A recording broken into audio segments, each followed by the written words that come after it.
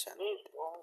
ଆଜ୍ଞା, ଆଜି 11/7/2024 ଶନିବାର। बाप दादा मधुबन। प्रातः मुरली। मिठे बच्चे, तुमको निज विषय चिंता करिबार अछि, अन्यर नुहे। कहीं ना ड्रामा अनुसार जी करिब सी पाइब। बहुत बड़ रहस्य बाबा कहते, तुमको निज विषय चिंता करिबार अछि, अन्यर नुहे। कहीं ना ड्रामा अनुसार जी करिब सी पाइब। प्रश्न, त्रिकालदर्शी हेबा द्वारा आत्मा को क्यों स्मृति आसीछि? त्रिकालदर्शी हेबा द्वारा आत्मा को क्यों स्मृति आसीछि? उत्तर, आत्मा को स्मृति आसिला जे वास्तव मु मूलभूत निवासी ଏହି ଡ୍ରାମାରେ ପାଠ କରିବା ପାଇଁ ଆସିଛି। କ'ଣ ବାବାଙ୍କ ଜ୍ଞାନ ଦ୍ୱାରା ଆମେ ସ୍ମୃତିଲବ୍ଧ ହେଲେ। ଶ୍ରୀମଦ୍ ଭଗବତ ଗୀତାର ଲାଷ୍ଟରେ ଅଛି ନଷ୍ଟ ମହାସ୍ମୃତିଲବ୍ଧା। ଏତେ ବଡ଼ ଗୀତା ଜ୍ଞାନ ଶୁଣିଲା ପରେ ଅର୍ଜୁନ ଯେଉଁ ଦୁଇଟି ବିଶେଷ କଥା ଅନୁଭବ କଲେ, ଯାହାଦ୍ୱାରା ସବୁ କିଛି ତାଙ୍କର ଉନ୍ନତି ହେଲା, ସେ ହେଲା ନଷ୍ଟ ମହା ଅବସ୍ଥା ଆଉ ସ୍ମୃତିଲବ୍ଧା ଅବସ୍ଥା। ତ ସ୍ମୃତି କ'ଣ ଆସିଲା, ଏଇ ଜ୍ଞାନ ଜାଣିକରି ଆମେ ତ୍ରିକାଳଦର୍ଶୀ ହେବା ଦ୍ୱାରା ଗୋଟିଏ ହେଲା ବାସ୍ତବରେ ମୁଁ ମୂଳ ବତନ ନିବାସୀ, ଏକ ଏହି ଆତ୍ମା ଏହି ଡ୍ରାମାରେ ପାଠ କରିବା ପାଇଁ ଆସିଛି। ଇଏ ପ୍ରଥମ କଥା ଆମେ ଅନୁଭବ ହେଲା, ମନେ ପଡ଼ିଗଲା। ମୁଁ ମୁଖ୍ୟ ଆକ୍ଟର ହୋଇ 84 ଜନ୍ମର ଅଭିନୟ କରି ଆସିଛି। ବ୍ରହ୍ମାଙ୍କ କଥା ହେଲେ ବି ଆମମାନଙ୍କ ସମସ୍ତଙ୍କ କଥା ହେବା କହୁଛନ୍ତି। ଆମେ ଯେହେତୁ ପ୍ରଥମରୁ ଆସିଛୁ, ଆମେ ମୁଖ୍ୟ ଆକ୍ଟର ସନାତନ ଧର୍ମର। ଆମେ ମୂଳରୁ ଆସିଛୁ ଏଠାକୁ ପାଠ କରିବା ପାଇଁ ଡ୍ରାମାରେ। ବର୍ତ୍ତମାନ ବାବାଙ୍କ ସମ୍ମୁଖରେ ଅଛି, ପୁଣି ତାଙ୍କ ସାଥିରେ ଘରକୁ ଯିବି। ଅନେକ ଥର ଯାଇଛି, ଆଜି ବି ବାବା ଆସିଛନ୍ତି, ତାଙ୍କ ସହିତ ଯିବି। ମୋତେ ପବିତ୍ର ହୋଇ ଘରକୁ ଯିବାକୁ ହେବ, ପୁଣି ସୁଖଧାମକୁ ଆସିବାକୁ ହେବ। ଏହି ସମସ୍ତ ଖେଳ ଭାରତ ଉପରେ ତିଆରି ହୋଇଛି। ତ୍ରିକାଳଦର୍ଶୀ ହେବା ଦ୍ୱାରା ଆତ୍ମାକୁ ଏ ସବୁ ସ୍ମୃତି ଆସିଯାଇଛି। କହନ୍ତିନି, ତୁ କ'ଣ ତ୍ରିକାଳଦର୍ଶୀ ସବୁ ଜାଣିପାରୁଛୁ? ବାବା କହୁଛି, ହଁ, ଆମେ ପିଲାମାନେ ତ୍ରିକାଳଦର୍ଶୀ ଅଟୁ। ଏ ଜ୍ଞାନ ନେତ୍ର ଦ୍ୱାରା ଆମେ ସବୁ କିଛି ଜାଣିପାରୁଛୁ। ଆମେ କିଏ, କେଉଁଠୁ ଆସିଛୁ, କ'ଣ କରୁଛୁ, 84 ଜନ୍ମ କେମିତି ଅଭିନୟ କରୁଛୁ। ଏବେ ଆମେ ସବୁଠୁ ବଡ଼ କଥା ହେଲେ ଯେ ଆମେ ଭଗବାନଙ୍କ ସମ୍ମୁଖରେ ଏବେ ଅଛୁ, ପୁଣି ତାଙ୍କ ସାଥିରେ ଘରକୁ ଯିବୁ, ଘରୁ ପୁଣି ସୁଖଧାମକୁ ଆସିବୁ। ଏସବୁ କଥା ଏବେ ମନେ ପଡ଼ିଯାଉଛି। ଗୀତ, ମରନା ତେରି ଗଲି ମେ, ଜିନା ତେରି ଗଲି ମେ। ଓମ୍ ଶାନ୍ତି। ଏହି ଗୀତ କିଏ ଗାଇଲେ? ପିଲାମାନେ କ'ଣ କହୁଛନ୍ତି? ବାବା, ଏବେ ତ କେବଳ ଆପଣଙ୍କ ଗଳାର ହାର ହିଁ ହେବାର ଅଛି। ଏଇ ଶରୀର ତ ଏଇଠାରେ ହିଁ ଛାଡ଼ି ଦେବାକୁ ଅଛି। ପିଲାମାନେ ଜାଣିଛନ୍ତି, ଶାନ୍ତିଧାମ ବା ନିର୍ବାଣ ଧାମରେ ବାବା ଏବଂ ଆମେ ଆତ୍ମା ରୂପୀ ସନ୍ତାନମାନେ ରହିଥାଉ। ଏବେ ବାବା ବାରମ୍ବାର କହୁଛନ୍ତି, ନିଜକୁ ଆତ୍ମା ନିଶ୍ଚୟ କର, ପକ୍କା କର। ତୁମେ ଜାଣିଛ, ଆମେ ଆତ୍ମାମାନେ ବାବାଙ୍କ ସାଥିରେ ନିର୍ବାଣ ଧାମ ନିବାସୀ ଥିଲୁ, ପୁଣି ଏହି ଶରୀର ଧାରଣ କରି 84 ଜନ୍ମର ଚକ୍ର ଲଗାଇଲୁ। ଶାନ୍ତିଧାମ ବା ନିର୍ବାଣ ଧାମରେ ଆମେ ଯେଉଁ ଅବସ୍ଥାରେ ଥିଲୁ, ସେଇଟା ହେଲା ମୂଳ ଅବସ୍ଥା ଆତ୍ମା। ସେଠି କୌଣସି ଅଭିନୟ ଚାଲେନି, ସେଠି କୌଣସି କ୍ୟାରେକ୍ଟର ନଥାଏ। ଆମର 84 ଜନ୍ମରେ 84 ପ୍ରକାର ଚରିତ୍ର ସେଠି କିଛି ବି ନଥାଏ। ତାହେଲେ ଆମେ କେମିତି ଥାଉ? ସେ ହେଲା ବୀଜ ରୂପ, ଆତ୍ମା ରୂପ, ଜ୍ୟୋତି ବିନ୍ଦୁଟିଏ। ତ ସେଇ ସ୍ଥିତିକୁ ଅନୁଭବ କରିବା ପାଇଁ ବାବା କହୁଛନ୍ତି। ତୁମେ ଜାଣିଛ ଆମେ ଆତ୍ମାମାନେ ବାବାଙ୍କ ସାଥିରେ ନିର୍ବାଣ ଧାମରେ ଥିଲୁ।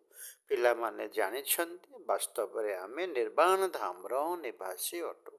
ତେଣୁ ବାବା ବାରମ୍ବାର କହୁଛନ୍ତି ଯେ ନିର୍ବାଣ ଧାମରେ ଟିକେ ରହିଯାଅ, ଶାନ୍ତି ଧାମରେ ରହିବାର ଅଭ୍ୟାସ କର। ଅଭ୍ୟାସ କରି କରି ଯେତେ ଅଭ୍ୟାସ ହେବ ଶାନ୍ତି ଧାମରେ ରହିବାର, ନିର୍ବାଣ ଧାମରେ ରହିବାର, ସେତେ ଆତ୍ମିକ ସ୍ଥିତିର ବି ଅନୁଭବ ହେବ। ଆତ୍ମା, ମୁଁ ଗୋଟିଏ ଆତ୍ମା, ଆଉ କିଛି ନୁହେଁ। ଏ ଯାହା କିଛି ବା କାହାର ମା ବା କାହାର ବାପା, କାହାର ପୁଅ, କାହାର ଝିଅ, କାହାର ଦାଦା, ଏ କିଛି ନୁହେଁ। ମୁଁ କେବଳ ଗୋଟିଏ ଆତ୍ମା। ଏବେ ପୁନର୍ବାର ବାବା ଆସିଛନ୍ତି। ତୁମେମାନେ ଏଠାରେ ବସିଛ, ଦେଖୁଛ ବାବା ସମ୍ମୁଖରେ ବସିଛନ୍ତି। ଏଠାରେ ହେଲା ଲୌକିକ ଶରୀର ସମ୍ବନ୍ଧ। ଆମେ ସବୁ ବାସ୍ତବରେ ଆତ୍ମା ଥିଲୁ। ପୁଣି ଲୌକିକ ସମ୍ବନ୍ଧରେ ଆସି ସୁଖ ଏବଂ ଦୁଃଖର ଜୀବନ ବିତାଇଲୁ। ଏବେ ତୁମେ ଆତ୍ମାମାନେ ତ୍ରିକାଳଦର୍ଶୀ ହୋଇଯାଇଛ। ତିନି କାଳର କ'ଣ ଥିଲୁ ଆମେ, ବର୍ତ୍ତମାନ କ'ଣ ଅଛୁ, ଆଉ ଭବିଷ୍ୟତରେ କ'ଣ ହବୁ, ଆଉ ଆମେ କିଏ, ଏ ସବୁ କିଛି ଏବେ ଆମେ ଜାଣିଗଲୁଣି। ବାବା ମଧ୍ୟ ତିନି କାଳ ତିନି ଲୋକର ଜ୍ଞାନ ଦାତା ଅଟନ୍ତି। ତୁମେମାନେ ମଧ୍ୟ ପୁରୁଷାର୍ଥର କ୍ରମ ଅନୁସାରେ ଜାଣିଛ। ପାଠ ପଢ଼ାର ସ୍ମୃତି ତ ରହିବା ଉଚିତ। ଏବେ ତୁମର ସ୍ମୃତି ଆସିଛି। ବାବା ବୁଝାଉଛନ୍ତି ତୁମେମାନେ ମୂଳ ବତନର ନିବାସୀ ଅଟ। ବର୍ତ୍ତମାନ ତୁମେ ବାପଦାଦାଙ୍କ ଦ୍ୱାରା ତ୍ରିକାଳଦର୍ଶୀ ହୋଇଛ। ତୁମେ ଜାଣିଛ ଏଇ ଡ୍ରାମାରେ ଆମେମାନେ ମୁଖ୍ୟ ଅଭିନେତା ଅଟୁ। ମୁଖ୍ୟ ଅଭିନେତା, ହିରୋ ପାର୍ଟଧାରୀ ଆମେ ଅଟୁ। ସାରା ଡ୍ରାମାର ଜ୍ଞାନ ବର୍ତ୍ତମାନ ତୁମ ବୁଦ୍ଧିରେ ଅଛି। ଏବେ ଆମର ମନେ ପଡ଼ୁଛି ଯେ ଆମେ ଅଧା କଳ୍ପ ସୁଖଧାମରେ ହିଁ ରହିଥାଉ। ସେଠାରେ ରାବଣ ନଥାଏ। ଆମେମାନେ ପୁରା 84 ଜନ୍ମର ଚକ୍ର ଲଗାଇ ଆସିଛୁ। ଏବେ ବାବା ସମ୍ମୁଖରେ ବସିଛନ୍ତି। ଆପଣଙ୍କ ଶ୍ରୀମତରେ ଚାଲି ଆମେ ଆପଣଙ୍କ ସାଥିରେ ଯିବୁ। ଭବିଷ୍ୟତର କଥା ଯେତେ ହୋଇପାରିବ ଆପଣଙ୍କୁ ମନେ ପକାଇବ। ତୁମ ସନ୍ତାନମାନଙ୍କର ସାରା ଦିନ ଏହି ଚିନ୍ତନରେ ରହିବା ଉଚିତ। ଯେତେବେଳେ ବି ତୁମେମାନେ ତ୍ରିକାଳଦର୍ଶୀ ହୋଇଛ, ଉଚ୍ଚରୁ ଉଚ୍ଚ ହେଲେ ଭଗବାନ, ତାଙ୍କ ସାଥିରେ ତୁମେମାନେ ମଧ୍ୟ ଉଚ୍ଚରୁ ଉଚ୍ଚତର ରହିଲା ବାଲା ଅଟ। ଏବେ ତୁମ ସନ୍ତାନମାନଙ୍କୁ ଘରର ସ୍ମୃତି ଆସିଛି। ଭଗବାନ ପରମାତ୍ମା ଯେମିତି ଉଚ୍ଚରୁ ଉଚ୍ଚ ପରମଧାମ ନିବାସୀ ଅଟନ୍ତି, ଆମେ ଆତ୍ମାମାନେ ମଧ୍ୟ ସେମିତି ଉଚ୍ଚରୁ ଉଚ୍ଚ ପରମଧାମ ନିବାସୀ ଅଟୁ। ଏବେ ତୁମ ସନ୍ତାନମାନଙ୍କୁ ଘରର ସ୍ମୃତି ଆସିଛି। ଆମେ ପବିତ୍ର ହୋଇ ନିଜର ପରମଧାମ ଘରକୁ ଯିବୁ। ତ୍ରିକାଳଦର୍ଶୀ ଶିବ ବାବାଙ୍କ ପୂଜା ହେଉଛି ଏବଂ ଶାଳଗ୍ରାମମାନଙ୍କର ମଧ୍ୟ ପୂଜା ହେଉଛି। ବାବା ହିଁ ଆସି ଆତ୍ମାମାନଙ୍କୁ ପବିତ୍ର କରୁଛନ୍ତି। ଏକମାତ୍ର ବାବା ଆତ୍ମାମାନଙ୍କୁ ପବିତ୍ର କରିଥାନ୍ତି, ଆଉ କେହି କରିପାରନ୍ତି ନାହିଁ।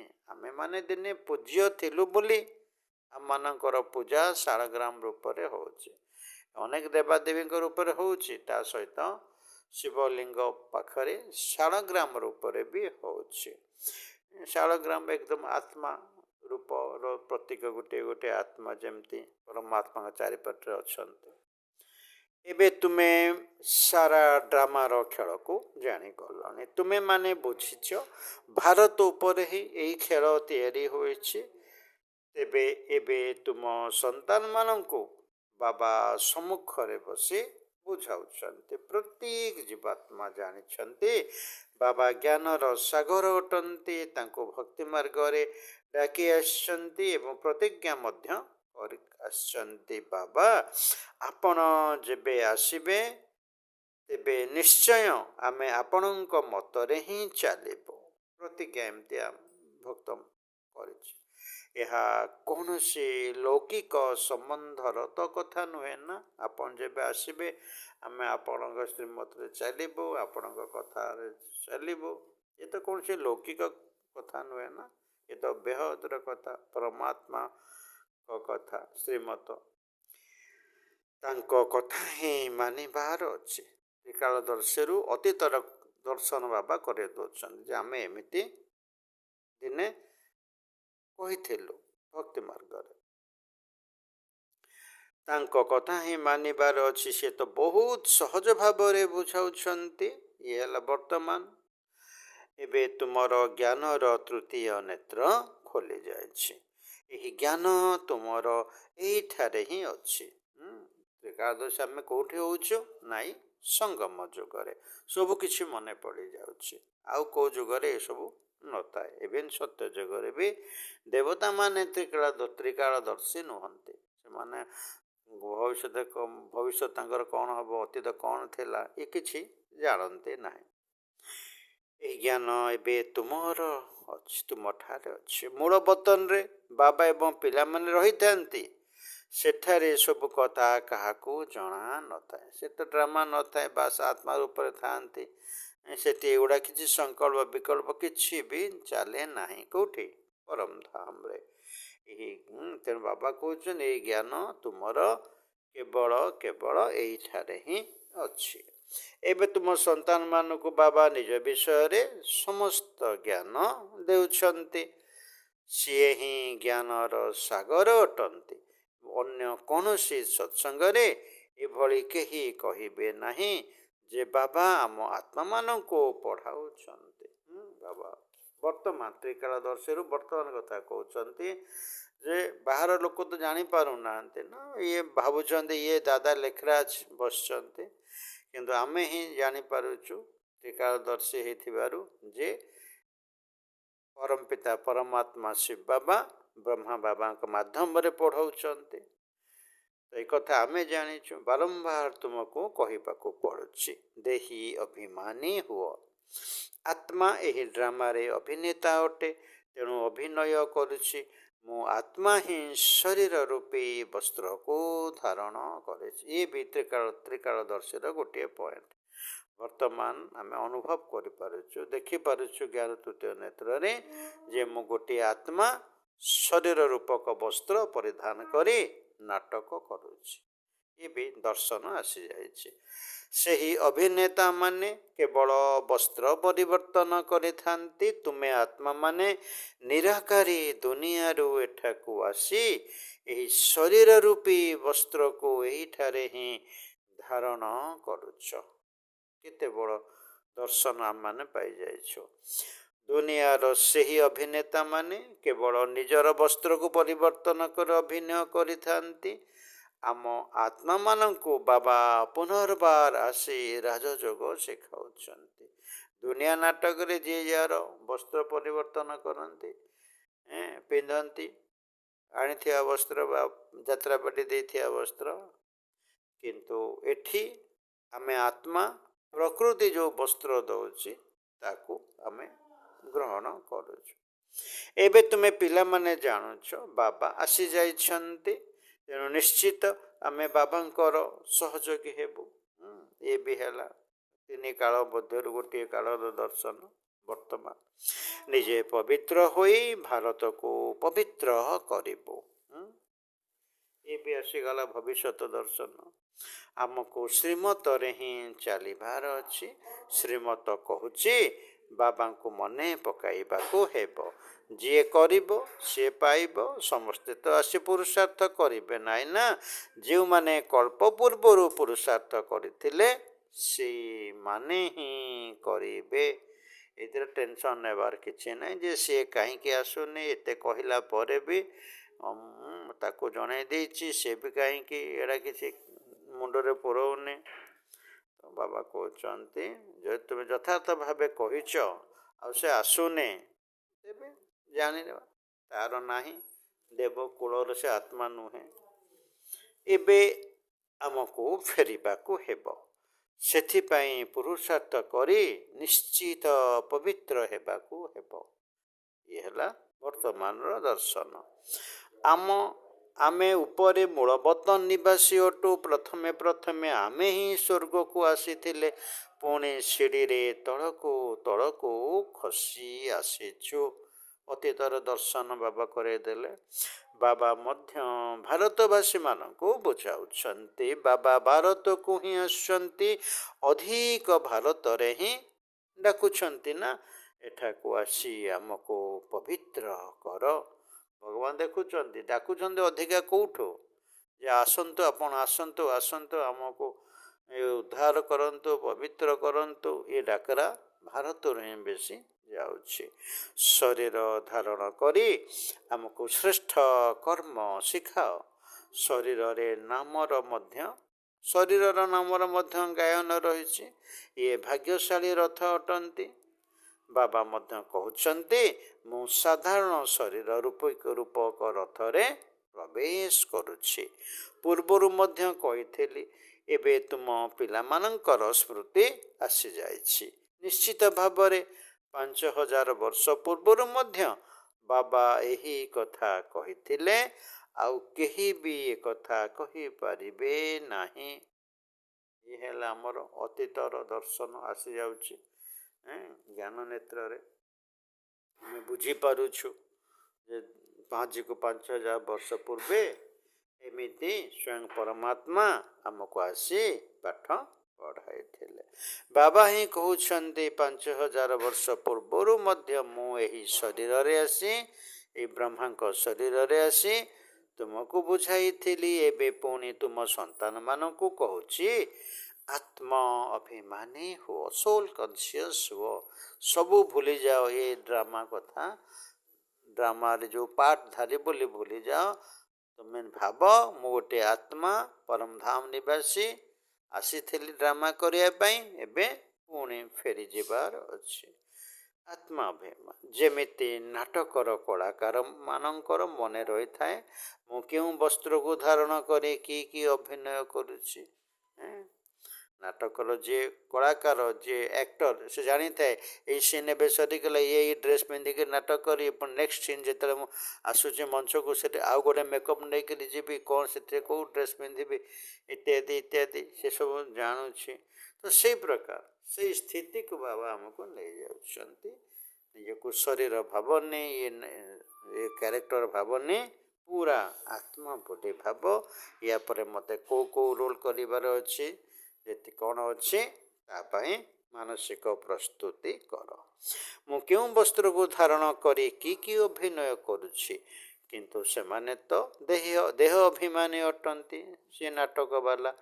ଏସବୁ ହେଲା ବେହଦର କଥା। ୟାକୁ ବୁଝିବା ପାଇଁ ଜ୍ଞାନର ତୃତୀୟ ନେତ୍ର ଦରକାର ନା।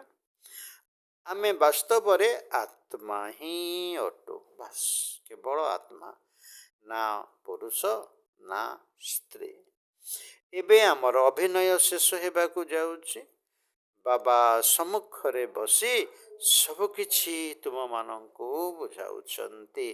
ଏହି କଥାକୁ ଭୁଲି ଯାଅ ନାହିଁ। ମାୟା କେତେ ବିଘ୍ନ ପକାଉଛି।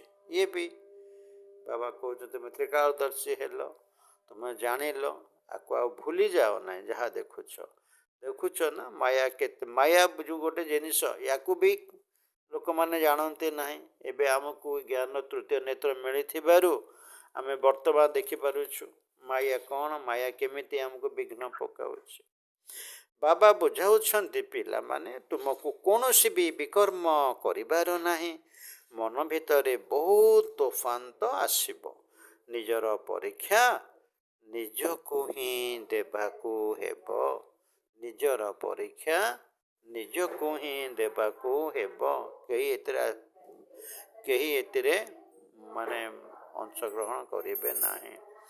ମୋର କର୍ମେନ୍ଦ୍ରିୟ ଗୁଡ଼ିକ ଚଳାୟମାନ ହେଉନାହାନ୍ତି ତ ମୁଁ କାମ ବିକାରକୁ ଜିତିପାରିବି? ତୁମମାନଙ୍କ ପାଇଁ ତ ଏହା ସହଜ। ତ୍ରିକାଳଦର୍ଶୀର ଏ ବି ଗୋଟିଏ ଦର୍ଶନ। ଏଗୁଡ଼ାକ ଆଗରୁ ନଥିଲା ଯେ ମୁଁ ଏମିତି ମନ ବିକାରକୁ ଜିତି ପାରିବି ତ କାମ ବିକାରକୁ। ଆମେ ସମସ୍ତେ ଆତ୍ମା ଅଟୁ, ଗୋଟିଏ ପିତାଙ୍କର ସନ୍ତାନ। ଏ ବି କେତେ ବଡ଼ ଦର୍ଶନ ଆମକୁ ବାବା ଦେଇଦେଲେ। ବାବା ଗୋଟିଏ ପରିବାର, ଦୁନିଆ କହୁଛି ବିଶ୍ୱକୁ ଏକ ପରିବାର ବୋଲି ଭାବ ବସୁଧା ବସୁଧୈବ କୁଟୁମ୍ବକମ୍, କିନ୍ତୁ କେଉଁ ଭାବରେ ଭାବିବା? ଯଦି ଆମର ଆତ୍ମଜ୍ଞାନ ଯଦି ଆମର ଆତ୍ମଜ୍ଞାନ ନାହିଁ, ଏକ ପରମ ପିତା ପରମାତ୍ମା ପିତାଙ୍କର ଜ୍ଞାନ ନାହିଁ, ତେବେ କେମିତି ସାରା ବିଶ୍ୱକୁ ଆମେ ଗୋଟିଏ ପରିବାର ବୋଲି ଭାବିବା?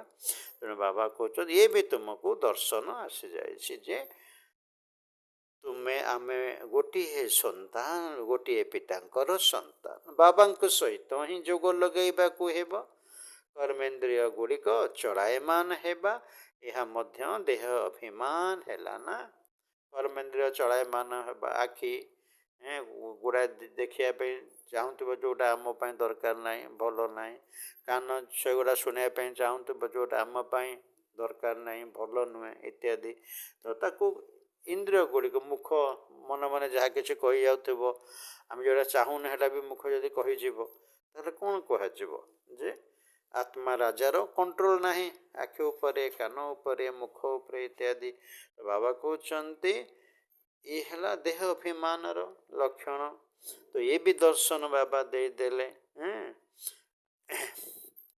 ତ ବାବାଙ୍କ ସହିତ ଯୋଗ ଲଗେଇବା, ଯୋଗ କାହା ସହିତ ଲଗେଇବା ଏ ବି ଜ୍ଞାନ ନଥିଲା ଆମମାନଙ୍କର। କାହା ସହିତ ଯୋଗ ଲଗେଇବା ସାରା ଦୁନିଆ ବି ବୁଝିପାରୁନାହାନ୍ତି। ତୁମକୁ କାହାକୁ ବି ଡରିବାର ନାହିଁ, ନିର୍ଭୟ ହେବାର ଅଛି, ଏ ବି ଦର୍ଶନ ବାବା ଦେଇଦେଲେ। ଯେ ତୁମେ ଅବିନାଶୀ ଆତ୍ମା, ତୁମର ମୃତ୍ୟୁ ହିଁ ନାହିଁ। ଆମମାନଙ୍କର ମୃତ୍ୟୁ ହିଁ ନାହିଁ। ଯାହା ମୃତ୍ୟୁ ଅଛି ଏ ଦେହର, ଆମେ ତ ଦେହ ନୁହଁ। ବାବା କେତେ ବଡ଼ ଦର୍ଶନ ଦେଇଦେଲେ।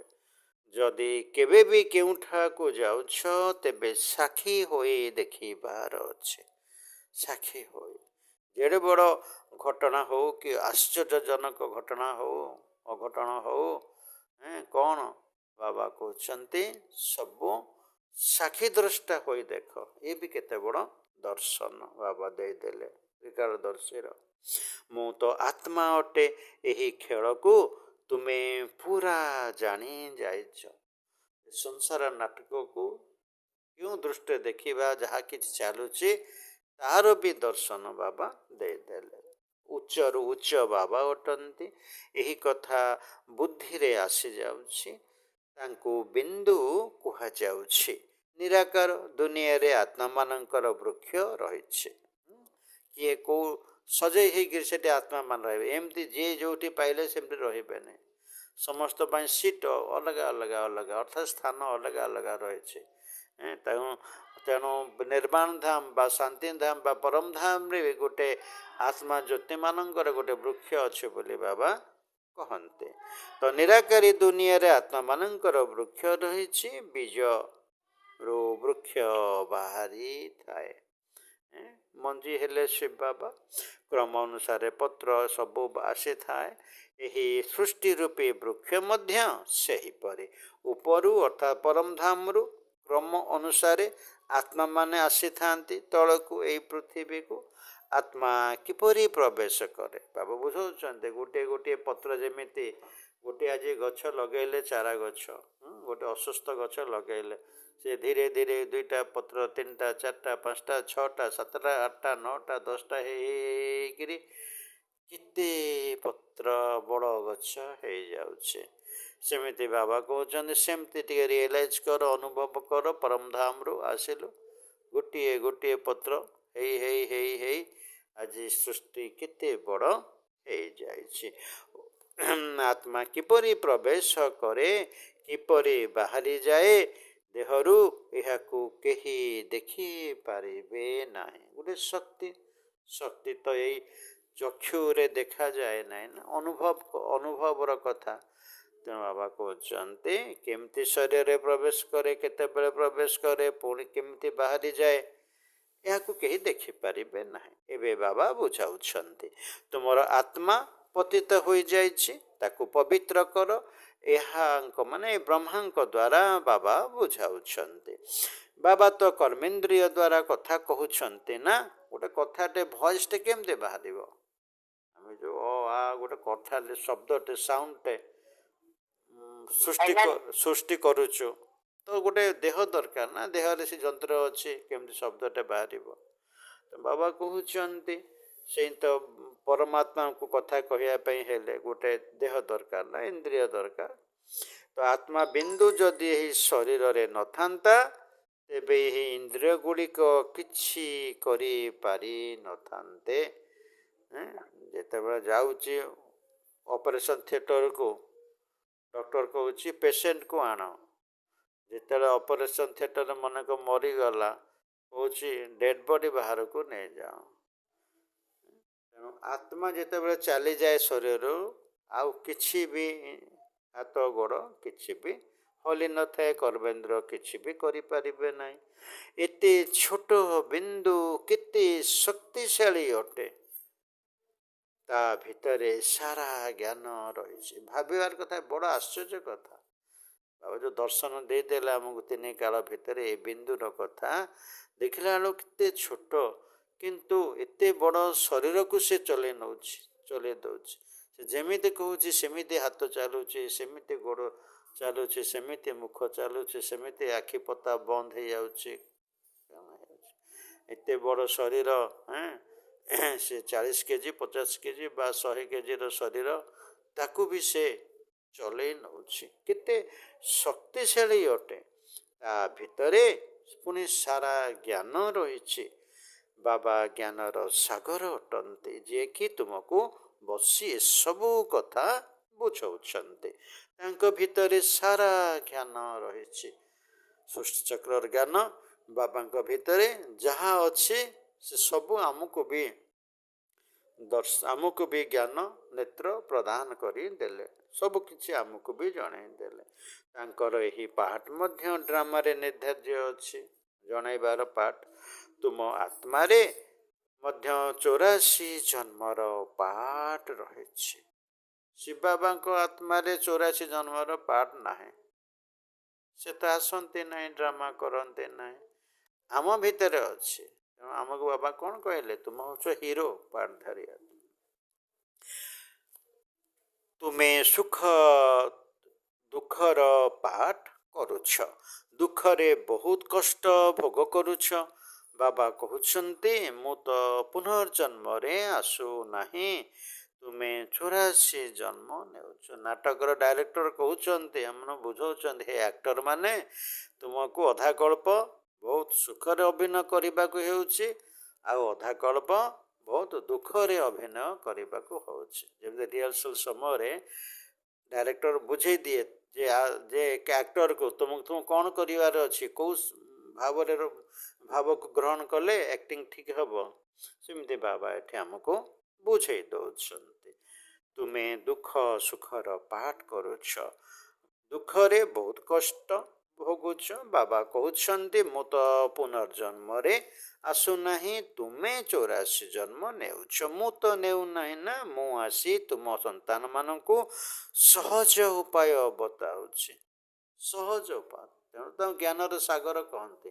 ଏମିତି ଜ୍ଞାନ ଦେଉଛନ୍ତି ଯାହାଦ୍ୱାରା ଆମେ ତ୍ରିକାଳଦର୍ଶୀ ହେଇଯାଉଛୁ। ତିନି କାଳର ଘଟଣା ସବୁ ଆଖି ଆଗକୁ ଆସିଯାଉଛି। ସହଜରେ କେମିତି ପବିତ୍ର ହବୁ, ତାର ବି ମାର୍ଗ ବାବା ବତେଇ ଦେଉଛନ୍ତି। ଅଧାକଳ୍ପ ତୁମେ କାମ ଅଗ୍ନିରେ ବସି ତମ ପ୍ରଧାନ ପତିତ ହୋଇଯାଇଛ। ବାବା କାରଣଟା ବି କହିଦେଉଛନ୍ତି, କେଉଁଥିପାଇଁ। ଗୋଟେ ଯେମିତି ଡାକ୍ତର କହେ ରୋଗୀକୁ ଯେ ଏଇଥିପାଇଁ ତୁମକୁ ଏଇ ରୋଗଟା ହେଇଛି, ତୁମେ ମଶାରୀ ଟାଣିଲନି, ମାଇ ଏନୋଫିଲିସ୍ ମଶା କାମୁଡ଼ିଲା, ମ୍ୟାଲେରିଆ ହେଲା, ଯେମିତି ଗୋଟେ ବୁଝେଇ ଦିଏ। ତ ଏଠି ବାବା ବି ବୁଝାଉଛନ୍ତି କ'ଣ କାରଣ, କ'ଣ ତୁମେ ପତିତ ହେବାର। ତ ମୁଖ୍ୟ କାରଣ ବାବା କହିଲେ, ତୁମେ ଦେହ ଅଭିମାନରେ ଆସି କାମ ଅଗ୍ନିରେ ବସି ତମ ପ୍ରଧାନ ବା ପତିତ ହୋଇଯାଇଛ। ତ ଏ କାରଣଟା ଜାଣିଲେ ତାର ନିବାରଣଟା ଆପେ ଆପେ ଆସିବ ନା ମନରେ। ତ ଆତ୍ମାମାନଙ୍କ ସାଥିରେ ହିଁ ବାବା କଥା କହୁଛନ୍ତି। ଇଏ ବି ଗୋଟିଏ ଦର୍ଶନ। ବାବା କୌଣସି ବ୍ୟକ୍ତିକୁ ଦେଖୁନାହାନ୍ତି। ଆତ୍ମାର କର୍ମେନ୍ଦ୍ରିୟ ଗୁଡ଼ିକ ପ୍ରଥମେ ଛୋଟ ହୋଇଥାନ୍ତି, ପରେ ବଡ଼ ହୋଇଥାନ୍ତି। ଛୋଟ ପିଲାଟି ହାତ ଗୋଡ଼ ମୁହଁ କେତେ ଛୋଟ ଥାଏ, ଧୀରେ ଧୀରେ ବଡ଼ ହୁଏ ଶରୀର। ଆତ୍ମା ତ ଛୋଟ ବଡ଼ ହୋଇନଥାଏ, ଶରୀର ବୃଦ୍ଧି ପାଏ, କିନ୍ତୁ ଆତ୍ମାର ନା ସେ ବଡ଼ ହୁଏ ନା ସାନ ହୁଏ, ତାର କୌଣସି ପରିବର୍ତ୍ତନ ହୁଏ ନାହିଁ। ଆତ୍ମା ତ ଛୋଟ ବଡ଼ ହୋଇନଥାଏ, ଆତ୍ମା ହିଁ କହିଥାଏ ହେ ପତିତ ପାବନ ଆସ। ଶରୀର କହେନି ହେ ଭଗବାନ ଆସନ୍ତୁ ବୋଲି। କହିଲା ବାଲା କିଏ? ଆତ୍ମା କହୁଛି। ଆତ୍ମା ନିଜର ପିତାଙ୍କୁ ଡାକୁଛି, ଶରୀର ଡାକୁନି। ଡ୍ରାଇଭର କହୁଛି କଥା, ଗାଡ଼ି କହେନି ଏ ଆରେ ଆରେ ତୁ ଉଠିଯା ଉଠିଯା ଉଠିଯା, ମୋ ଗାଡ଼ି ଯାଉଛି, ବ୍ରେକ୍ ଫେଲ୍ ହେଇଗଲା ବା କ'ଣ ହେଇଗଲା ବା ଘୁଞ୍ଚି ଯାଅ, ଲୋକଙ୍କୁ କହିବ। ଯିଏ ଚଲାଉଛି ଗାଡ଼ି, ଯିଏ ସାଇକେଲ ଚଲାଉଛି, ଯିଏ ମୋଟରସାଇକେଲ ଚଲାଉଛି, ସେ କହିବ ଭାଇ ଟିକେ ଉଠିଯା ଉଠିଯା ମୁଁ ନେବି। ଗାଡ଼ି ତ କହେନି ନା। ତେଣୁ ବାବା ଅନୁଭବ କରୁଛନ୍ତି ଆତ୍ମା ଛୋଟ ବଡ଼ ହୋଇନଥାଏ, ଆତ୍ମା ହିଁ ଡାକିଥାଏ ପତିତ ପାବନ ଆସ। ଆତ୍ମା ନିଜର ପିତାଙ୍କୁ ଡାକୁଛି। ବାବା କହୁଛନ୍ତି ମୁଁ କଳ୍ପ କଳ୍ପ ଆସୁଛି ତୁମ ପତିତ ମାନଙ୍କୁ, ଅର୍ଥାତ୍ ଆତ୍ମା ଯେଉଁ ପତିତ ହେଇଯାଇଛି ତାକୁ ପବିତ୍ର କରିବା ପାଇଁ। ତେଣୁ ତ ପରମାତ୍ମା ଗାୟନ କ'ଣ ଅଛି ଯେ ପତିତ ପାବନ। ଏବେ ତୁମେ ଜାଣିଛ ଆତ୍ମା କିପରି ଯିବା ଆସିବା କରୁଛି। ମନୁଷ୍ୟ ଆତ୍ମାକୁ ଦେଖିବା ପାଇଁ ବହୁତ ଚେଷ୍ଟା କରୁଛନ୍ତି ଯେ ଦେଖିବା ଆତ୍ମା କିପରି ବାହାରି ଯାଉଛି, କିନ୍ତୁ କାହାକୁ ଜଣା ପଡ଼ୁନାହିଁ। କାରଣ ଏହା ଅତି ସୂକ୍ଷ୍ମ ଅଟେ। ବିଜ୍ଞାନ ଧରିପାରିବନି ଏସବୁ କଥା। ଏତେ ଛୋଟିଆ ଆତ୍ମାରେ କେତେ ପାର୍ଟ ଭରା ହୋଇ ରହିଛି। ଏବେ ଆମେ ଟିକେ ଟିକେ ବୁଝିପାରୁଛୁ ଗୋଟେ ଚିପ୍ରେ କେତେ ଛୋଟ ଜାଗାରେ କେତେ MB GB ଡାଟା ସବୁ ରହିପାରୁଛି। ତାକୁ ଖାଲି କମ୍ପ୍ୟୁଟରରେ ଥୋଇଦେଲେ ପୁରା 4 ଘଣ୍ଟାର ବି ସେ ଚଳଚ୍ଚିତ୍ର ଦେଖାଇ ଦେଇପାରୁଛି। ତ ବାବା କହୁଛନ୍ତି ଏତେ ଛୋଟ ଆତ୍ମାରେ କେତେ ପାର୍ଟ ଭରା ହୋଇ ରହିଛି। ଆଶ୍ଚର୍ଯ୍ୟର କଥା। ଯେମିତି ମଞ୍ଜି ଭିତରେ ବୃକ୍ଷର ସାରା ଜ୍ଞାନ ରହିଥାଏ। ଏମିତି ଖାଲି ହାତରେ ଧରିଲେ ମଞ୍ଜିଟା ଦେଖାଯିବନି, ଗୋଟେ ଅଲଗା ଦେଖାଏ, ଏଇଟା ଛୋଟିଆଟା, କିନ୍ତୁ ତାକୁ ଯେତେବେଳେ ମାଟିରେ ପୋତା ହୁଏ ସିଏ ତାର ଯାହା ରେକର୍ଡ଼ିଂ ହେଇକିରି ଅଛି ସେଇ ଅନୁସାରେ ସିଏ ବୃକ୍ଷ ହୁଏ। କିଏ କଲରା ଗଛ ହେବ, କିଏ ସଲରା ଗଛ ହେବ, କିଏ ବାଇଗଣ ଗଛ ହେବ, କ'ଣ ହେବ ସେସବୁ ମାଟିରେ ପଡ଼ିଲା ପରେ ଜଣାପଡ଼େ। ତ ସେମିତି ଆତ୍ମା ତ ପରମ ଧାମରେ ସେମିତି ସବୁ ଥାଆନ୍ତି, କିନ୍ତୁ ପୃଥିବୀ ବାତାବରଣକୁ ଆସିଲା ପରେ, ଶରୀର ନେଲା ପରେ ଯିଏ ଯାହାର ପାଠ ଅନୁଭବ କରିଥାନ୍ତି। ସେହି ମଞ୍ଜି ତ ଜଡ଼ ଅଟେ। ବରଗଛର ମଞ୍ଜି ଦେଖ କେତେ ଛୋଟ, ସେଥିରୁ ଦେଖ କେତେ ବଡ଼ ଲମ୍ବା ବୃକ୍ଷ ସୃଷ୍ଟି ହେଉଛି। କଲିକତାରେ ଥିବା ବରଗଛକୁ ଅନେକ ପିଲା ଦେଖିଥିବେ। ଗୋଟେ ବୋଟାନିକାଲ ଗାର୍ଡ଼େନ ଅଛି କଲିକତାରେ, ପ୍ରାୟ 279 ବା 300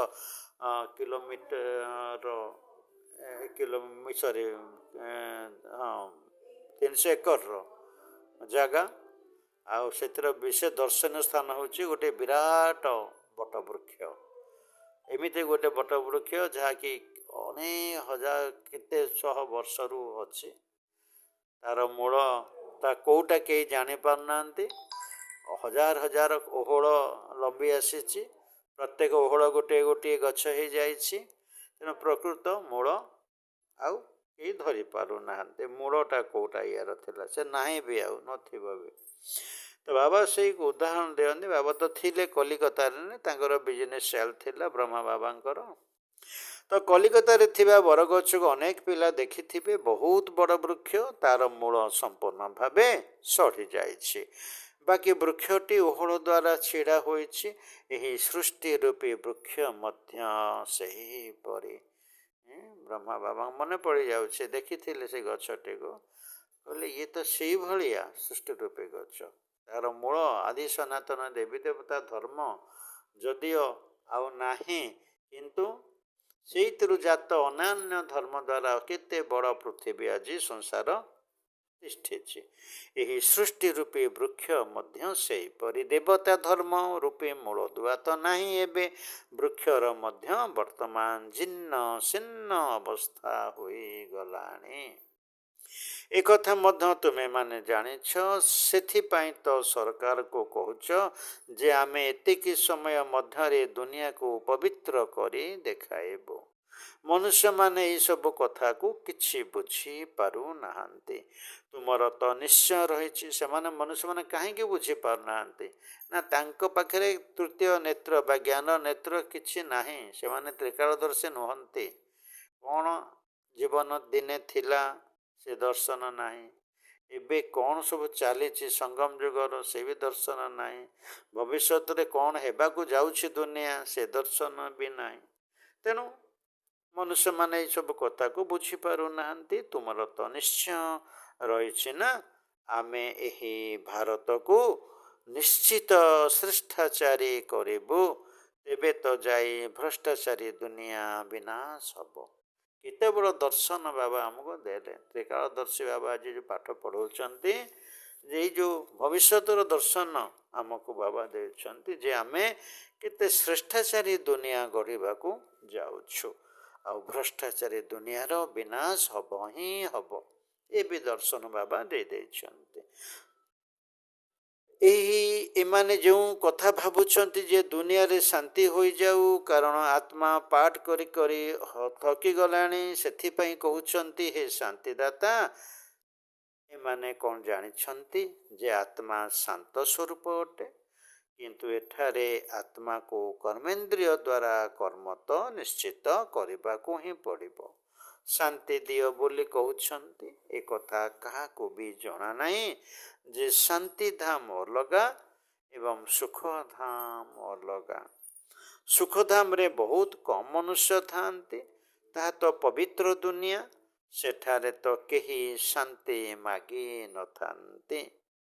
ଅର୍ଥାତ୍ ମାଗିବ କେତେବେଳେ? ଜଣେ ମାଗେ କେତେବେଳେ? ଦେଖିଲେ ମୋ ଚିନି ସରିଯାଇଛି କି ଲଙ୍କା ସରିଯାଇଛି କି କ'ଣ ଅଦା ସରିଯାଇଛି, ଯାଇକି ମାଗି ପଡ଼ୋଶୀ ଭାଇଟେ ଦେଇଥା, ମୁଁ ଆଇଲେ ଦେଇଦେବି। ତ ସେଠି କିଏ ମାଗନ୍ତି ନାହିଁ। ଅର୍ଥାତ୍ ସେଠି ବି ଶାନ୍ତି ଥାଏ। ଏମିତି ତ ଶାନ୍ତି ଧାମରେ ନିସ୍ତବ୍ଧ ନିରବତାର ଶାନ୍ତିରେ ଆତ୍ମା ରହିଥାଏ, ଏକଦମ ଶାନ୍ତ। କିନ୍ତୁ ସୁଖଧାମରେ ସତ୍ୟଯୁଗରେ ସୁଖ ଥାଏ, ତା ସହିତ ଶାନ୍ତି ବି ଥାଏ। ତେଣୁ ସେଠି କେହି ମାଗନ୍ତି ନାହିଁ ଶାନ୍ତି ଦିଅ ଶାନ୍ତି ଦିଅ। ଯେମିତି ଦ୍ୱାପରରୁ ଶାନ୍ତି ପାଇବା ପାଇଁ ସନ୍ନ୍ୟାସୀମାନେ ଘର ଦ୍ୱାର ଛାଡ଼ି ଦେଉଛନ୍ତି, ସେଠି ସେମିତି କିଛି ହୁଏ ନାହିଁ। ସୁଖଧାମରେ ବହୁତ କମ୍ ମନୁଷ୍ୟ ଥାଆନ୍ତି। ତାହା ପବିତ୍ର ଦୁନିଆ। ସେଠାରେ କେହି ଶାନ୍ତି ମାଗି ନଥାନ୍ତି। କର୍ମ ତ ସେଠାରେ ମଧ୍ୟ କରିଥାନ୍ତି, କିନ୍ତୁ ସେଠାରେ ଅଶାନ୍ତି ନଥାଏ। ତେଣୁ କର୍ମ ସହିତ ଶାନ୍ତି ଅଶାନ୍ତି କିଛି ସମ୍ପର୍କ ନାହିଁ। ମାନସିକ ସ୍ଥିତି ଦ୍ୱାରା ସେଠି ବି ତ ଆମେ କର୍ମ କରୁଥିଲୁ ନା ସତ୍ୟ ଯୁଗରେ। ସେ ତ ଅଶାନ୍ତି କେହି ନଥିଲା। ଜୀବନ ମୁକ୍ତିଧାମ ଏବଂ ଶାନ୍ତିଧାମ ଦୁଇଟି ଯାକ ଅଲଗା ଅଲଗା ଅଟନ୍ତି। କାହିଁ କେତେ ଦୂରରେ ପୃଥିବୀଠାରୁ ଶାନ୍ତିଧାମ ଅଛି, କିନ୍ତୁ ଏଠି ମୁକ୍ତି ଜୀବନ ମୁକ୍ତିଧାମ ଏଇଠି ଅଛି। ସତ୍ୟଯୁଗକୁ କୁହାଯାଉଛି। ତ ଶାନ୍ତିଧାମ ଆଉ ସୁଖଧାମ ଅଲଗା ଅଲଗା। ସତ୍ୟଯୁଗରେ ଜୀବାତ୍ମା ମାନଙ୍କୁ ସୁଖ ମିଳିଥାଏ, ଶାନ୍ତି ବି ମିଳିଥାଏ। ସଦା ସୁସ୍ଥ ସଦା ସମ୍ପତ୍ତିବାନ ହୋଇ ରହିଥାନ୍ତି। ଏବେ ତୁମେ ଜାଣିଛ ସ୍ୱର୍ଗ କାହାକୁ କୁହାଯାଏ। ଏ ଦର୍ଶନ ବି ବାବା ଦେଇଦେଲେ। ସ୍ୱର୍ଗ କାହାକୁ କୁହାଯାଏ? ଯେଉଁଠି ସବୁ କିଛି ପ୍ରାପ୍ତି, କିଛି ଅଭାବ ନାହିଁ, ସଦା ସନ୍ତୁଷ୍ଟ ମଣି, ଇଚ୍ଛା ମାତ୍ର ଅବିଦ୍ୟା, କିଛି ଗୋଟାଏ ପାଇବାର ନଥାଏ, ସବୁ କିଛି ଭରପୁର ଥାଏ, ସୁଖ ଶାନ୍ତି ବୈଭବ ସବୁ କିଛି। ଦୁନିଆରେ ଏ କଥା କାହାକୁ ଜଣା ନାହିଁ ଯେ ସ୍ୱର୍ଗ କ'ଣ? ଏଇ ଲକ୍ଷ୍ମୀ ନାରାୟଣ ସନ୍ତାନ ଅଟନ୍ତି ନା? ଇଏ ବି ପରମାତ୍ମାଙ୍କର ସନ୍ତାନ ଅଟନ୍ତି ଲକ୍ଷ୍ମୀ ନାରାୟଣ। ଇଏ ବି ଦର୍ଶନ କାହାକୁ ନାହିଁ। ଏହି ସନ୍ତାନମାନଙ୍କୁ ମଧ୍ୟ ସୁଖ କିଏ ଦେଲେ? କେହି ତ ସୁଖଦାତା ଅଛନ୍ତି ନା? କ'ଣ ଏମାନଙ୍କର ରାଜ୍ୟ ପୁଣି ଆସିବ? ସ୍ୱର୍ଗ ନିଶ୍ଚିତ ପୁନଶ୍ଚ ପୁନରାବୃତ୍ତି ହେବ। ଏହି ଭବିଷ୍ୟତ ଦର୍ଶନ ବି ବାବା ଆମକୁ ଦେଇଦେଲେ। ଯେତେବେଳେ ଆମେ ସ୍ୱର୍ଗରେ ଥିବା ସେତେବେଳେ ଏକଥା କହିବା ନାହିଁ ଯେ ନର୍କର ପୁଣି ପୁନରାବୃତ୍ତି ହେବ। ଯଦି କହିବା ଏମିତି ନର୍କର ପୁଣି ପୁନରାବୃତ୍ତି ହେବ, ଏବେ ଯେମିତି କହୁଛୁ ସ୍ୱର୍ଗର ପୁନରାବୃତ୍ତି ହେବ ସଙ୍ଗମ ଯୁଗରେ, ଯଦି ଆମେ ସତ୍ୟରେ କହିବା ବି ପୁଣି ନର୍କର ପୁନରାବୃତ୍ତି ହେବ, ତାହେଲେ ଆଉ ସେ ସୁଖ ଅନୁଭବ ହେବ ନାହିଁ ସେତେବେଳର। ତେଣୁ ବାବା କହୁଛନ୍ତି ଯେତେବେଳେ ଆମେ ଏବେ କହୁଛ ପବିତ୍ରତା ସୁଖ ଶାନ୍ତିର ନୂଆ ଦୁନିଆ ପୁନର୍ବାର ଆସିବ। ଏହା ତ ପୁରୁଣା କଥା। ଆମେ କାହିଁକି କହୁଛୁ? ଯେହେତୁ ବାବା ଆମକୁ ତ୍ରିକାଳଦର୍ଶୀ କରିଦେଇଛନ୍ତି। ଭବିଷ୍ୟତରେ କ'ଣ ହେବାକୁ ଯାଉଛି ଆମେ ଏବେ ଜାଣିଗଲେଣି। କିନ୍ତୁ ଦେବତାମାନେ ତ୍ରିକାଳଦର୍ଶୀ ନୁହନ୍ତି। ତେଣୁ ସେମାନଙ୍କ ମୁଣ୍ଡରେ ଏଗୁଡ଼ାକ କିଛି ବି ଆସିବ ନାହିଁ। ଯେହେତୁ ଆସୁନାହିଁ ସେଇଥିଲାଗି ସେମାନେ ସୁଖରେ ବି ରହନ୍ତି। ଏହା ତ ପୁରୁଣା ଦୁଃଖଧାମ ଅଟେ। ଏହାକୁ ଲୌହ ଯୁଗ ବୋଲି କୁହାଯାଉଛି, ଆଇରନ୍ ଏଜ୍। ନୂଆ ଦୁନିଆ ବି ତ ଥିଲା, ତାକୁ ସ୍ୱର୍ଗ କୁହାଯାଉଥିଲା, ଗୋଲ୍ଡେନ୍ ଏଜ୍। ତୃତୀୟ ହେଲା ସିଲଭର ଏଜ୍, ତାପରେ ହେଲା କପର ଏଜ୍, ଆଉ ଏଇ କଳିଯୁଗ ଆଇରନ୍ ଏଜ୍। କେତେ କଳଙ୍କି ଲାଗିଯାଉଛି। ଆଇରନ୍କୁ ରଖିଦେଲେ, ଲୁହାକୁ ରଖିଦେଲେ ଯଦି ବାହାରେ ସେ ଆର୍ଦ୍ରତା ସ୍ପର୍ଶରେ ଆସି କଳଙ୍କି ଧରିଯାଏ। ସେମିତି ବର୍ତ୍ତମାନ ଦୁନିଆର ଅବସ୍ଥା। ଏହି ଜ୍ଞାନ ତୁମ ବୁଦ୍ଧିରେ ଅଛି। ନିଶ୍ଚିତ ଭାବରେ ଆମେ ପୁନର୍ବାର ଦେବୀ ଦେବତା ହେଉଛୁ। ତୁମର ଲକ୍ଷ୍ୟ ଏବଂ ଉଦ୍ଦେଶ୍ୟ ହିଁ ଏହା ଅଟେ। ତ୍ରିକାଳଦର୍ଶୀର ଇଏ ହେଲା ଭବିଷ୍ୟତ ଦର୍ଶନ। ନିଶ୍ଚିତ ଆମେ ହେବାକୁ ଯାଉଛୁ। ଆମେ ପୁଣି ଥରେ ସ୍ୱର୍ଗର ରାଜତ୍ୱ ନେଉଛୁ। ବେହଦ୍ର ବାବାଙ୍କ ଠାରୁ ଆମେ ନିଶ୍ଚିତ ସମ୍ପତ୍ତି ପାଉଛୁ। ବର୍ତ୍ତମାନ ଆମେ ଅନୁଭବ କରୁଛୁ। ଏହି କଥାକୁ ଭଲ ଭାବରେ ମନେ ପକାଇବାକୁ ହେବ। ଆମେ ଆତ୍ମାମାନେ ସେଠାରେ ରହିଥାଉ, ପୁଣି ଆମେ ଏଠାକୁ ପାଠ କରିବା ପାଇଁ ଆସିଛୁ। ଏବେ ଆମକୁ ସ୍ମୃତି ଆସିଯାଇଛି ଆମେ କିପରି 84 ଜନ୍ମ ନେଉଛୁ। ଏ ହେଲା ବହୁତ ବଡ଼ ସ୍ମୃତି, ଏ ବହୁତ ବଡ଼ ଦର୍ଶନ ଯେ ଆମେ ଏବେ ଅନୁଭବ କରୁଛୁ ଯେ ଆମେ କେମିତି 84 ଜନ୍ମ ଚକ୍ରରେ ଆମେ କେଉଁଠି ପହଞ୍ଚିଛୁ ଆଉ କ'ଣ ହେବାକୁ ଯାଉଛୁ। ବାବା ମଧ୍ୟ ତୁମେ ବ୍ରହ୍ମାମୁଖ ବଂଶାବଳୀ ବ୍ରାହ୍ମଣମାନଙ୍କୁ ବୁଝାଉଛନ୍ତି। ବ୍ରାହ୍ମଣ ହେବା ବିନା ପ୍ରଜାପିତା ବ୍ରହ୍ମାଙ୍କର ସନ୍ତାନ ହେବା ବିନା ଶିବ ବାବାଙ୍କ ଠାରୁ ସମ୍ପତ୍ତି କିପରି ନେଇପାରିବ? ବାବା କହୁଛନ୍ତି ଯଦି ଆମେ ଡାଇରେକ୍ଟ ବ୍ରହ୍ମାମୁଖ ବଂଶାବଳୀ ନୁହଁ, ଆମକୁ ଆଉ କ'ଣ ଦାଦି ଦିଦିଙ୍କୁ ଯେମିତି ବାବା ବ୍ରହ୍ମାଙ୍କ ମାଧ୍ୟମରେ ଡାଇରେକ୍ଟ ଜନ୍ମ ଦେଇଥିଲେ ଜ୍ଞାନ ଜନ୍ମ, ଆମେ ତ ଆଉ ସେଇଭଳିଆ ନୁହଁ ନା। ଦାଦି ଦିଦିଙ୍କ ଠାରୁ କେତେ ଛୋଟ ଦିଦିମାନେ ଜ୍ଞାନ ନେଲେ, ଆଉ ସେଇ ଦିଦିମାନଙ୍କ ଠାରୁ ଆମେମାନେ ଜ୍ଞାନ ପାଉଛୁ। କେତେ ସ୍ତର ସ୍ତର ହେଇଗଲାଣି। ଯାହା ବି ହେଲେ ବାବା କହୁଛନ୍ତି ତୁମେ ବ୍ରହ୍ମାମୁଖ ବଂଶାବଳୀ ବ୍ରାହ୍ମଣ। ତୁମମାନଙ୍କୁ ହିଁ ବାବା ବୁଝାଉଛନ୍ତି, ଆମମାନଙ୍କୁ ହିଁ ବୁଝାଉଛନ୍ତି। ବ୍ରାହ୍ମଣ ହେବା ବିନା ଆମେ ସମ୍ପତ୍ତି ନେଇପାରିବା ନାହିଁ। ପ୍ରଜାପିତା ବ୍ରହ୍ମା ତ ବିଖ୍ୟାତ ଅଟନ୍ତି। ବ୍ରହ୍ମାଙ୍କ ଦ୍ୱାରା ନୂଆ ଦୁନିଆର ସ୍ଥାପନା କରୁଛନ୍ତି। ତେଣୁ ନୂଆ ଦୁନିଆର ରାଜ୍ୟ ମଧ୍ୟ ନିଶ୍ଚିତ ସେମାନଙ୍କୁ ମିଳିଥିବ।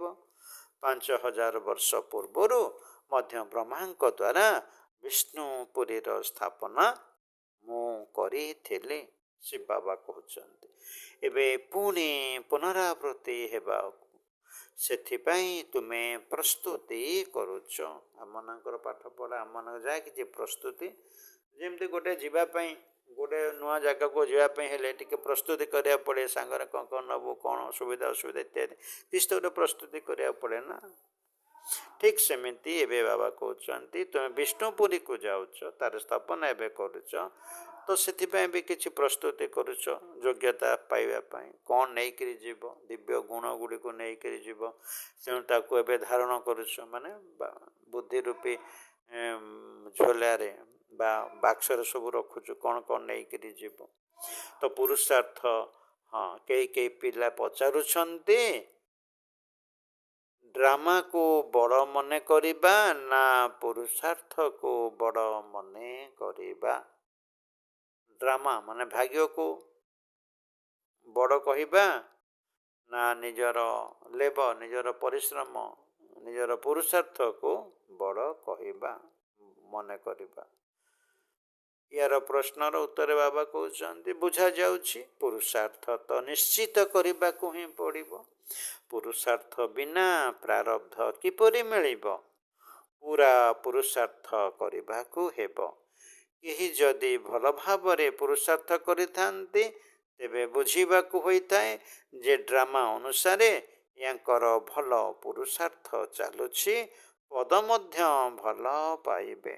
बाबा कहते ये दुटारू पुरुषार्थ है बड़ कहना पुरुषार्थ द्वारा ही आमर उच्च पद प्राप्तिर भाग्य आमको मिली थाए।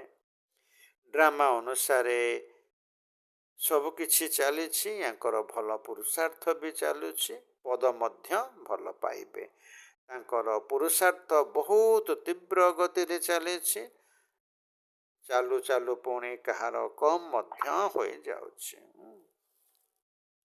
ब्राह्मणी माने जानिछन्ति एवं ब्राह्मणी मानंक पाखकु आसिला बेला मध्य जानिछन्ति किए केते जोर चलछन्ति पुणी चाल चालू किए पुणी ढिला ही जाउछन्ति किए पुणी तळु खसी जाउछन्ति।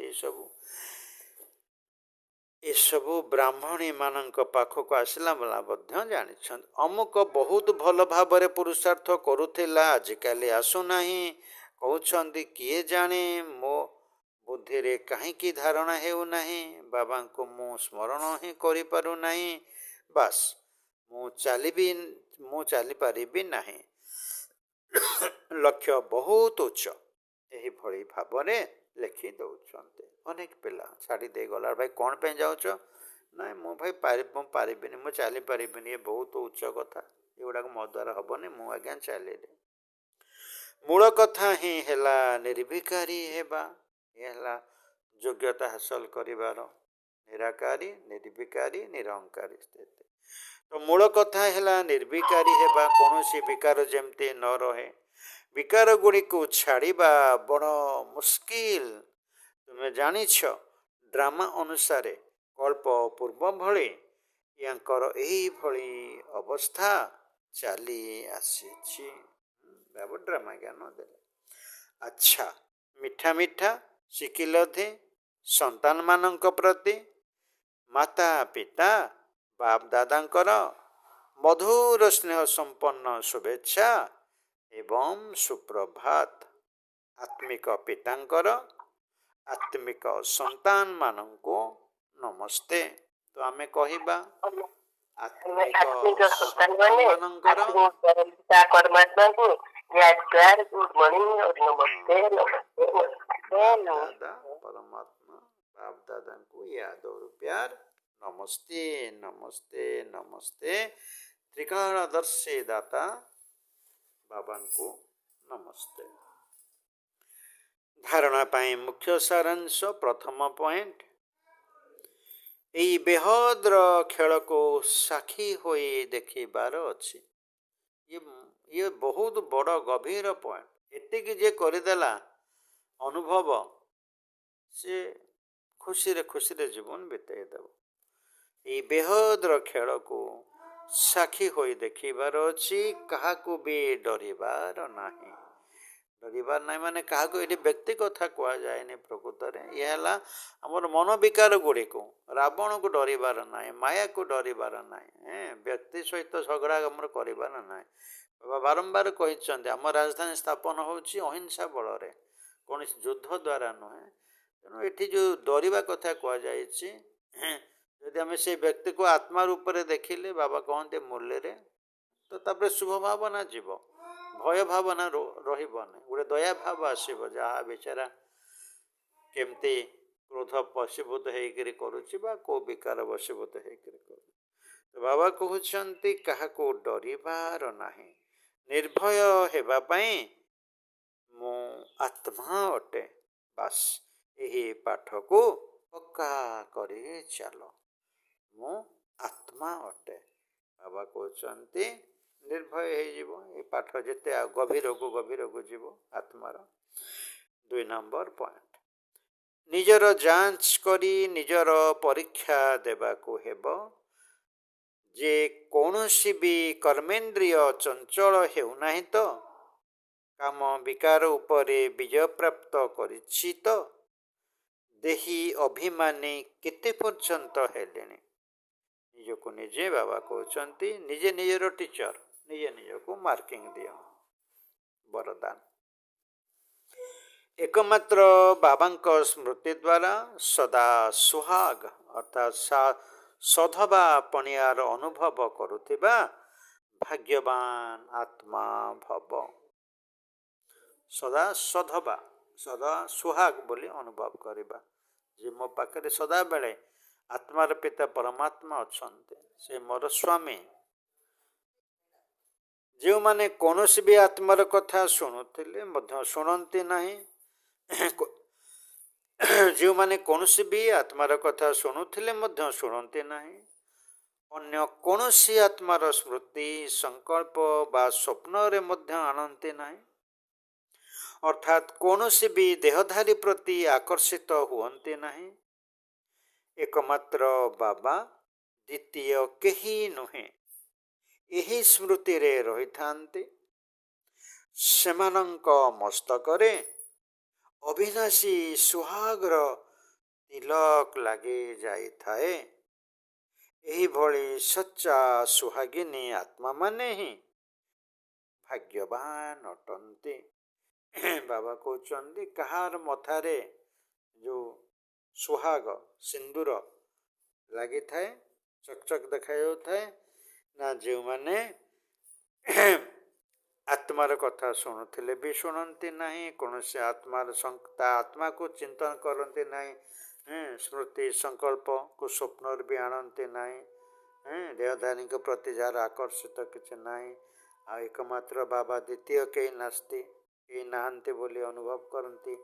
ଆଉ ଯେଉଁମାନେ ସ୍ମୃତିରେ ରହିଥାନ୍ତି ଏଇଭଳିଆ, ତ ସେମାନଙ୍କ ମସ୍ତକରେ ଆତ୍ମା ରୂପୀ ମଣି ଚକମକ କରୁଥାଏ, ସୁହାଗ ସିନ୍ଦୁର ଚକମକ କରୁଥାଏ।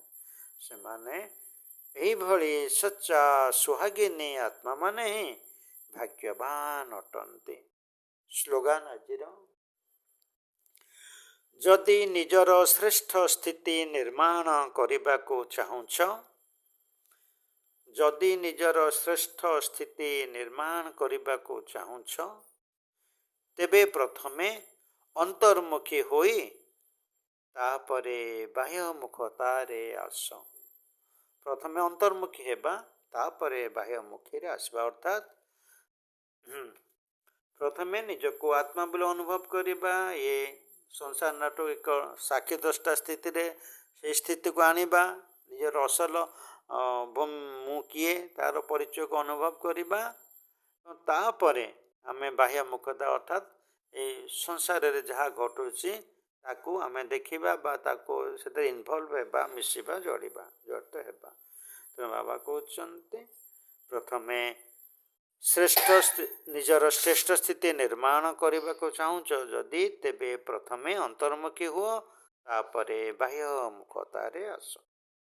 ଅବ୍ୟକ୍ତ ଇଶାରା, ଜ୍ୱାଳା ସ୍ୱରୂପ ସ୍ଥିତିରେ ରହି ଶକ୍ତିଶାଳୀ ଯୋଗର ଅନୁଭବ କର। ଜ୍ୱାଳା ସ୍ୱରୂପ ସ୍ଥିତିରେ ରହି ଶକ୍ତିଶାଳୀ ଯୋଗର ଅନୁଭବ କର। ଯେପରି କୌଣସି ଜିନିଷକୁ ଯଦି ନିଆଁରେ ପକାଇଦେବ, ତେବେ ତାର ନାମ, ରୂପ, ଗୁଣ ସବୁକିଛି ବଦଳିଯିବ। ସେହିପରି ଯେତେବେଳେ ତୁମେମାନେ ବାବାଙ୍କୁ ମନେ ପକାଇବାର ଲଗନର ଅଗ୍ନିରେ ପଡ଼ିଯାଉଛ, ସେତେବେଳେ ପରିବର୍ତ୍ତନ ହୋଇଯାଉଛ। ବାବା କହୁଛନ୍ତି, ଏ ଅଗ୍ନି, ଯୋଗ ଅଗ୍ନିରେ ଯେତେବେଳେ ଆମେ ପଡ଼ୁଛୁ, ତ କେତେବେଳେ ସେଠି ପୁଣି ଶିଖା ଜଳିବ ଖୁବ୍ ଜୋରରେ, ନା ଯେତେବେଳେ ବାବା କହୁଛନ୍ତି ବାବାଙ୍କ ଲଗନର ଅଗ୍ନିରେ, ଏକଦମ ଲଗ୍ନୀଭୂତ, ମଗନ ତାପରେ ଲଗନ, ମଗନ ମାନେ ମନ ବୁଦ୍ଧିକୁ କନସେନ୍ଟ୍ରେଟ୍ କରିବା, ଏକାଠି କରିବା, ଯେଉଁ ଜାଗାରେ ସ୍ଥିର କରେ ସେ ଜାଗା। ତ କିଛି ସମୟ ମନ ବୁଦ୍ଧି ଯଦି ଏକାଗ୍ର ହେଇକରି ସେଠି ପିନ୍ ପଏଣ୍ଟ ହେଇଗଲେ, ଫୋକସ୍ ହେଇଗଲେ, କନସେନ୍ଟ୍ରେଟ୍ ହେଇଗଲେ, ଏକାଠି ରହିଗଲେ, ତାହେଲେ ଧୀରେ ଧୀରେ ଲଗନ ଅବସ୍ଥା ଆସିବ, ଲାଗିବାର ଆଟାଚମେଣ୍ଟ, ଲଗନ ଅବସ୍ଥା ଆସିବ ପରମାତ୍ମାଙ୍କ ସହିତ।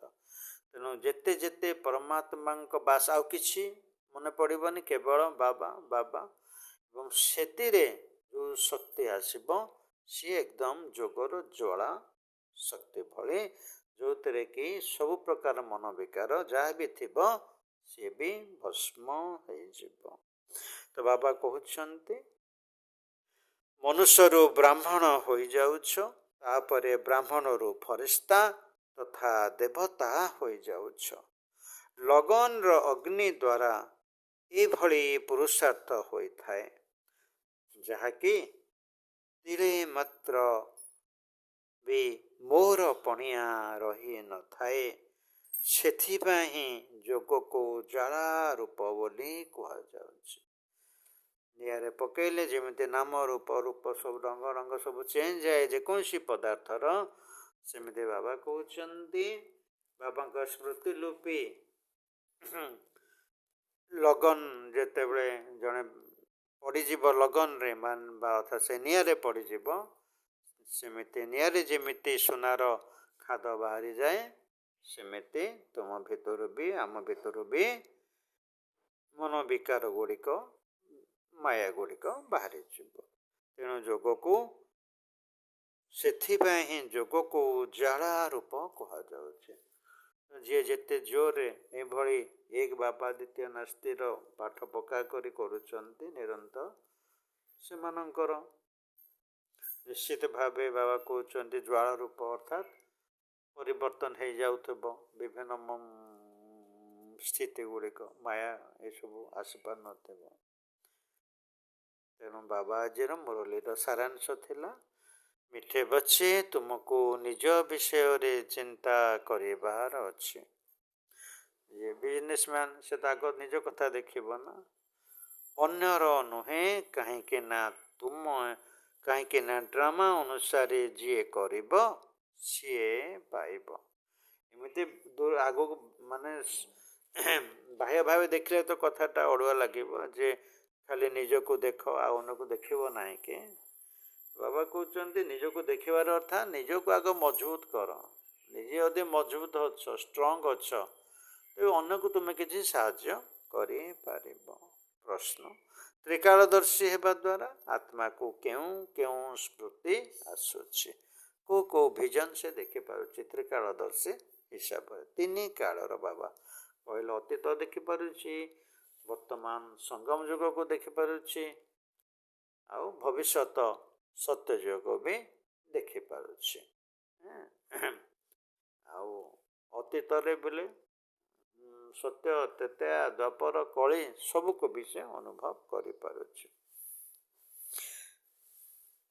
ତ ଉତ୍ତରରେ ବାବା କହିଲେ ଆତ୍ମାକୁ ସ୍ମୃତି ଆସିଲା, ବାସ୍ତବରେ ମୁଁ ମୂଳବତନ ନିବାସୀ, ଏହି ଡ୍ରାମାରେ ପାଠ କରିବା ପାଇଁ ଆସିଛି। ମୁଁ ମୁଖ୍ୟ ଆକ୍ଟର ଅଟେ, 84 ଜନ୍ମର ଅଭିନୟ କରି ଆସିଲି, ବର୍ତ୍ତମାନ ବାବାଙ୍କ ସମ୍ମୁଖରେ ଅଛି, ପୁଣି ତାଙ୍କ ସାଥିରେ ଘରକୁ ଯିବି। ମୋତେ ପବିତ୍ର ହୋଇ ଘରକୁ ଯିବାକୁ ହିଁ ହେବ, ପୁଣି ସୁଖଧାମକୁ ଆସିବାକୁ ହେବ। ଏହି ସମସ୍ତ ଖେଳ ଭାରତ ଉପରେ ହିଁ ତିଆରି ହୋଇଛି, ଏ ବି ସେ ଅନୁଭବ କରିପାରିବ। ତ୍ରିକାଳଦର୍ଶୀ ହେବା ଦ୍ୱାରା ଆତ୍ମାକୁ ଏହି ସବୁ ସ୍ମୃତି ଆସିଯାଉଛି। ଗୀତ ଥିଲା ବର୍ଣ୍ଣା ତେରି ଗଲି ମେ, ଜିନା ତେରି ଗଲି ମେ। ଆଚ୍ଛା, ଓମ୍ ଶାନ୍ତି, ଓମ୍ ଶାନ୍ତି। ତ ବାବା ଆଜି କ'ଣ କହିଲେ, କେତେ ଗୁଡ଼େ କଥା କହି ପକେଇଲେ। ତ ତ୍ରିକାଳଦର୍ଶୀ କରେଇଲେ, ଅତୀତକୁ ଦେଖେଇଦେଲେ, ବର୍ତ୍ତମାନ ବି ଅନୁଭବ କରେଇଦେଲେ, ଆଉ ଭବିଷ୍ୟତକୁ ବି ଅନୁଭବ କରେଇଦେଲେ ଯେ କ'ଣ ହେବାକୁ ଯାଉଛୁ। ତ ସେଥିପାଇଁ ବାବା କହୁଛନ୍ତି ନିଜର ସ୍ମୃତିକୁ ନିଜ ଭିତରେ ସାଇତି ରଖ। ଆଚ୍ଛା, ହଉ, ଆଜିର ମୁରଲୀ ଗୀତଟି ଶୁଣିବା। ଏଇ ଯାହା ଆଜି ଆମେ ପଢ଼ିଲେ ତାର ସାରାଂଶ। ଓମ୍ ଶାନ୍ତି। 11/7/2026 ଶନିବାର ମୁରଲୀ ଗୀତ। ରଚନା ଉପମା ଢେଙ୍କାନାଳ। କଣ୍ଠଦାନ ଗଙ୍ଗାଧର ରାୟ କଟକ। ବାବା ଏକା ମୋର ବାବା ମୋ ସଂସାର, ବାବା ଏକା ମୋର ବାବା ମୋ ସଂସାର, ଯାହା ସବୁ ଦେଖୁଛି ହେ ବାବା, ଯାହା ସବୁ ଦେଖୁଛି ହେ ବାବା, ସେସବୁ ତ ନଶ୍ୱର ଅସାର ସଂସାର, ବାବା ଏକା ମୋର ବାବା ମୋ ସଂସାର, ପରମ ଧାମରୁ ଆସି ଏ ଧରାକୁ ଦେହଠି ରଖିଲ ପ୍ରୀତି, ତିନି କାଳ ଜ୍ଞାନ ପାଇ ହେଲି ଧନ୍ୟ, ଜାଣିଗତ ସଦଗତି, ପବିତ୍ର କରି ନିଅ କୋଳେଇ, ପବିତ୍ର କରି ନିଅ କୋଳେଇ, ସାଥିରେ ତୁମର ଛାଡ଼ିଏ ସଂସାର, ବାବା ଏକା ମୋର ବାବା ମୋ ସଂସାର, ସାକ୍ଷୀ ଦ୍ରଷ୍ଟା ହୋଇ ଖେଳକୁ ଦେଖେ, ନାହିଁ ମୋଟିକେ ଡର, କର୍ମ ଇନ୍ଦ୍ରିୟକୁ ଅଧୀନେ ରଖି ବିକାରକୁ କରେ ଦୂର, ତୁମରି ସ୍ମୃତି ତୁମରି ପ୍ରୀତି, ତୁମରି ସ୍ମୃତି ତୁମରି ପ୍ରୀତି, ସୁହାଗ ସିନ୍ଦୁର ତୁମେ ଆପଣାର, ବାବା ଏକା ମୋର